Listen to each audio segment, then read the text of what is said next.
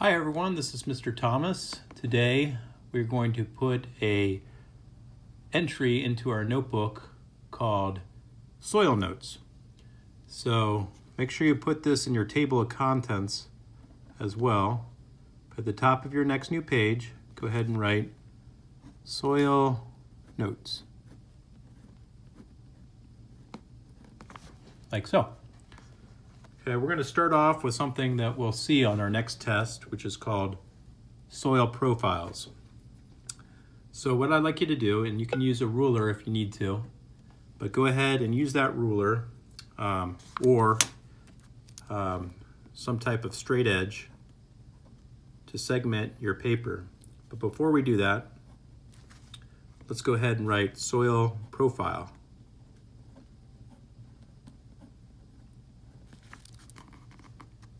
On our first line there, okay?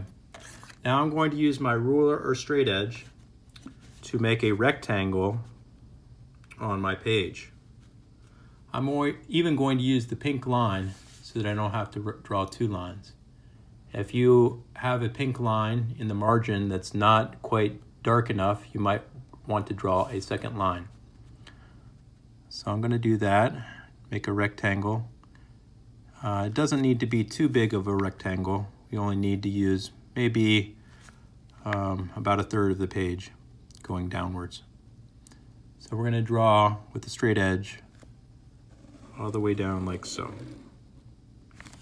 And we're going to look at our soil profiles today. At the top of your rectangle, go ahead and draw a line. This would be the surface of the earth, okay?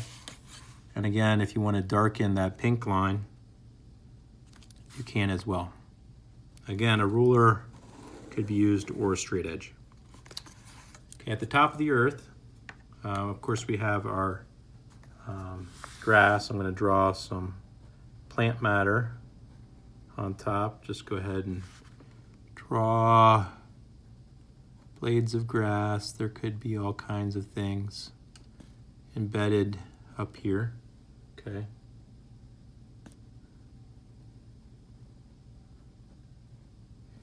And we're going to call this layer, which would be 0 to 2 inches. So just draw a little bracket here, kind of signifying that layer. And this horizon, just want to write horizon, is called O, the O horizon. Okay, and that's also known as the organic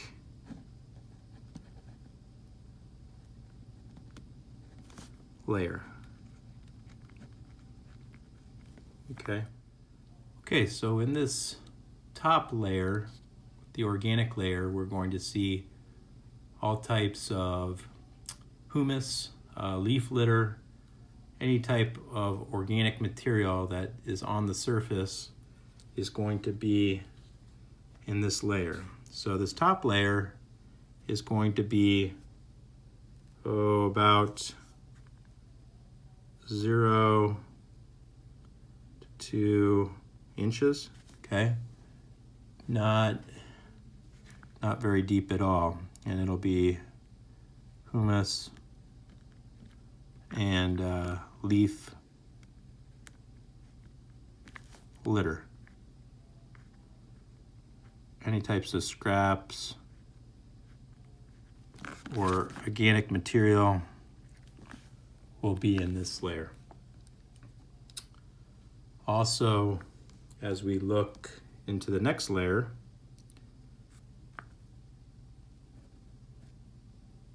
we're going to go down from 2 inches deep to about 10 inches deep. So that's going to be horizon A, okay? Horizon A. So we have horizon O, our first layer, and horizon A will be what we call our topsoil, okay? Our top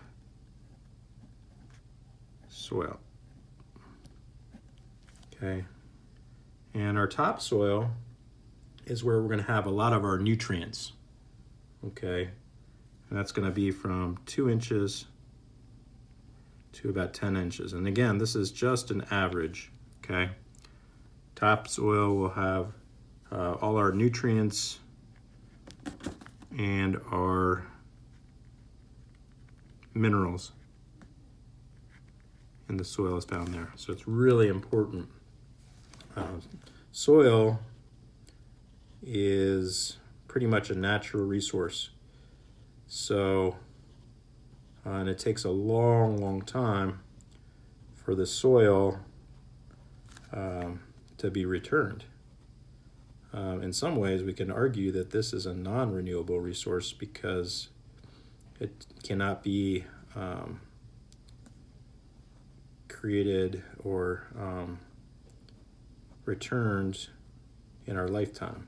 So topsoil, that layer there, it's pretty dark, and that's where I put all the roots for the plants because that's the layer that contains plant roots, this top portion of the soil, 2 to 10 inches. And again, this is an approximation, not a hard, fast rule.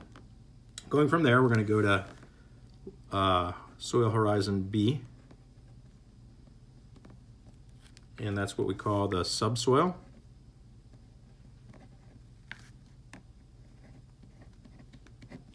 In this horizon, you will see some roots travel down through. Maybe we have some bigger plants like trees that allow roots to go through, and but not much, not fibrous roots. Maybe tap roots and so forth are coming through the soil.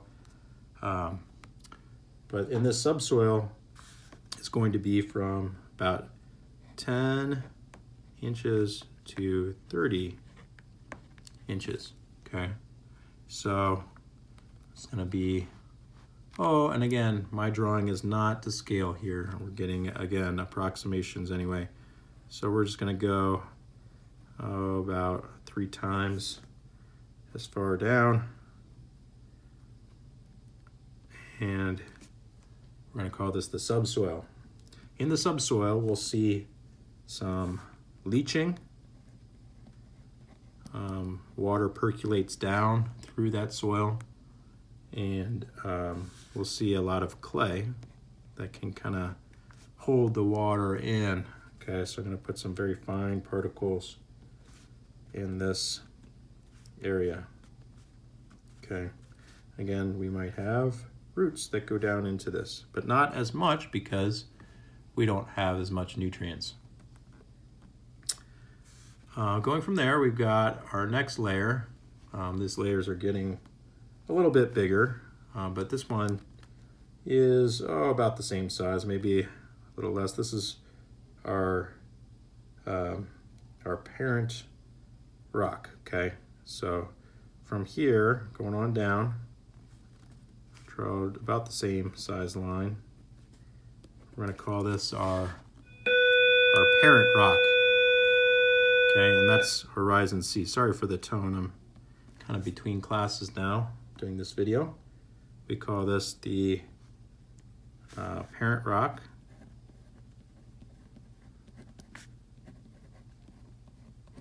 And here you're going to see a lot of gravel. So I'm going to draw some bigger objects, gravel. You're going to see some weathered rock. Okay, call it weathered rock.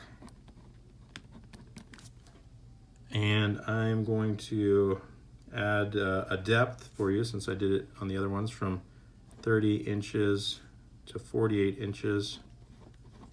You're going to see some weathered rock down through here. So this is, and again, typically you can have some bigger. This is the parent rock layer.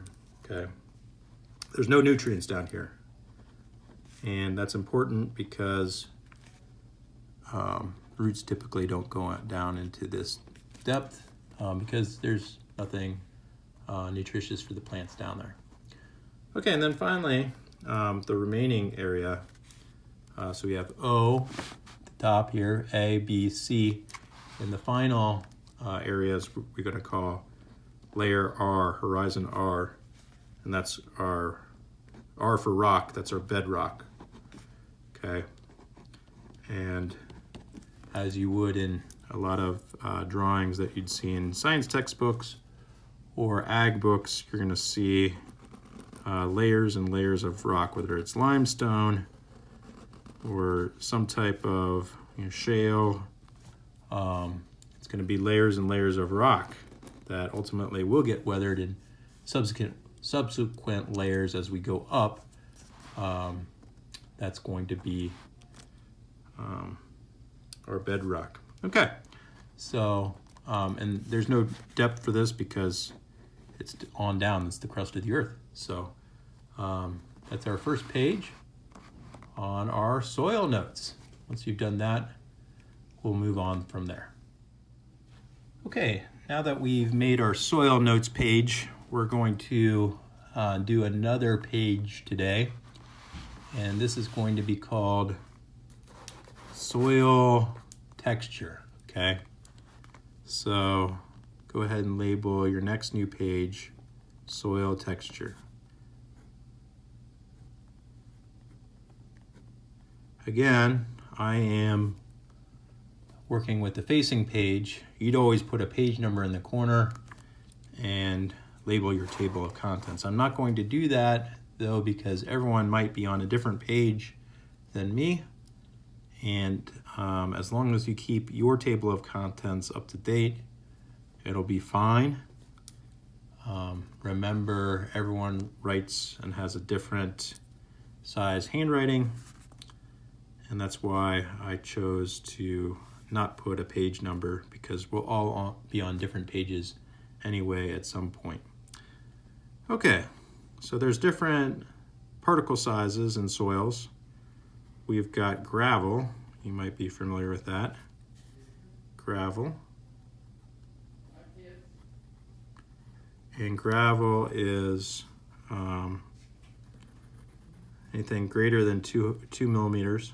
Okay, so gravel is 2 millimeters or greater. You know, gravel can come at pretty large sizes. Sand, okay, is about between 2 millimeters and 1 millimeter.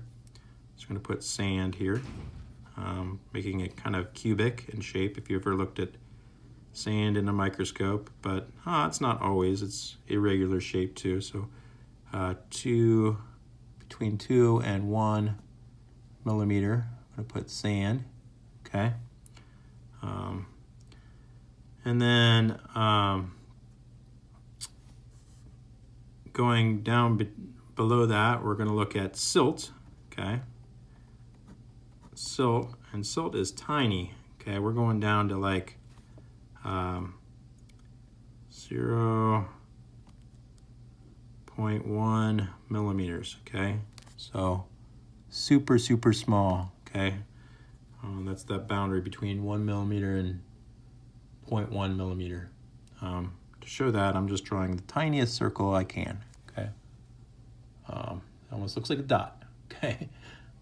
But the final one is even smaller still, and that's what we call clay. Sand, silt, and clay, and that's going to be a dot. In fact, it's almost invisible on the scale, so I'm going to put almost invisible on scale. Okay, super, super, super tiny. Okay, and that's our 4 particles that we'll be working with. Next thing we're going to do is make what's called a soil texture triangle. Soil texture triangle. Okay, and I'm going to go get a ruler to help out with this. So I recommend you get a ruler as well.